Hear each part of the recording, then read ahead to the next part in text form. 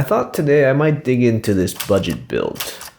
As you see, I have the word processor up, and it seems to be a bit sluggish. It just doesn't type as fast as it used to. And there seems to be some delay, a little bit of lag. But that's just an easy fix. All we need to do is upgrade the memory modules. So we'll start by taking this build apart. As usual, just take apart the screws, and eventually as you work your way around, you can remove the casing. And inside, as you can see the motherboard that operates the entire build that we're working with. Memory installations are very easy. Just as a special treat, I'll be installing some wireless RAM, and we should be good to go.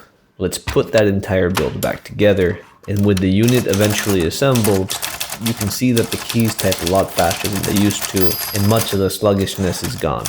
Now I do advise you not to overclock, because if you do overclock, you can have some instability and jamming the unit up.